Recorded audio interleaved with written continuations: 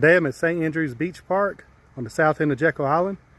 And this is a setup for the Wanderer, a ship the was bringing over forced laborers when it was illegal at the time. And this is a dedication to them. I'm about to walk through it and show you a little bit about it over on Jekyll Island. It's called the Wanderer Memory Trail, honoring the survivors of the slave ship Wanderer. Wanderer survivors are among the last known groups of enslaved Africans smuggled into America. Their footsteps still echo along Georgia coast and throughout America today. And it just shows you a little bit. Here's a footprint. So the trail is just a little paved trail you can walk through and listen to the stories. My name here is Lucius Williams, but in Africa, I Umwala. I born in Guinea, not far from Liberia. I just 10 years old when I sent by my father to pick some pindas, what you call peanuts, for my family. Walking through the woods, two large black men come from the bushes, bound and carry me off into the dark. So there's a sign here naming a list of all the people from the Wanderer ship. So I'm gonna keep on going. And here's a hut that they used, that they kind of taken from Africa, kind of thatch hut style that they used in there. See at the top, they use like pine straw and different things. They kind of like the adobe style walls. But then they got a little window. They stayed in huts like this in Africa, and probably when they came to the United States as well first. Look at this wall. This is a lot bigger than this. It's just a replica. I'll show you what the outside looks like a little bit. Okay, now we come to the way they made their boats. Kind of like, you just take a piece of wood, like a tree limb or a big trunk of a tree, and you carve it out, and you catch it on fire, carve it out, catch it on fire, and do a lot of other stuff to make it durable and seal it. This is an example of what one looked like. Walking through the trail, but look at these trees along this trail too. You know, they're pretty old. They go right over the trail.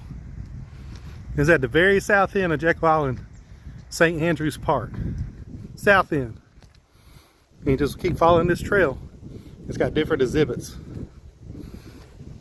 And this one's just an example of what it looked like in the ships. Just imagine they're all bunched up together in a ship going across the ocean. That's a long voyage, months and months going across the ocean.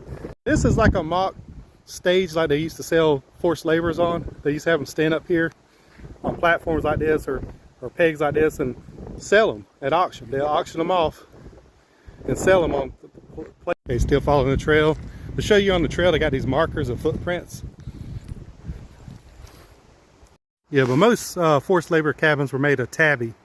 Maybe had wooden roofs, and some of it was wood, but most of it would be tabby around this area on the coast, because that's why they had oyster shells and everything.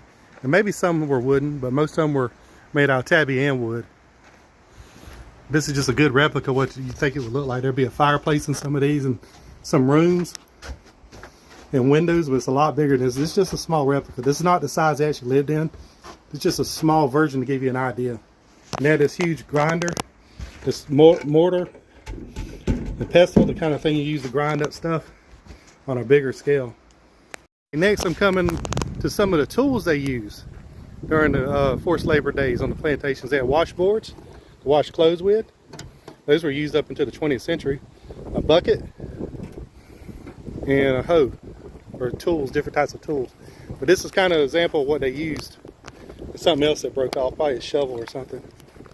Or they use these things, I'm not really sure what these are, spikes of some type. Maybe they use them in their work. There's three different sizes. There's this one, and a small one. Okay, walking down the rest of the trail. You make sure you're on the right trail. Still see the footprint. Just keep following. If you get lost, find a footprint, and it takes you where you need to go. Another footprint there, so you know you're on the right path. And you come to another section here. Another example of where the auction block was for forced laborers. They kind of stood on things like that, and people bidded on them. There's also some of the stuff they cultivated here on the plantations: rice, okra, peanuts, all kinds of stuff. They grew everything. Cotton too. They grew cotton on these plantations as well. Get back on the trail again, almost to the end. There's another one over here. It's for pursuit of freedom, a proclamation. 1863, as a strategy in the Civil War, Abraham Lincoln signed the Emancipation Proclamation. But this is honor of the Emancipation Proclamation. Here's an example of forced labor's memory basket they made. Look at this. And they got a little Jesus down here. Somebody put a little toy Jesus down there, awesome. But look at the basket. They kind of just thatch basket, memory basket. Basically just made the shell, and you weaved reeds or whatever around the outside to make a basket, like kind of like you do today, sort of. But they just used what they had.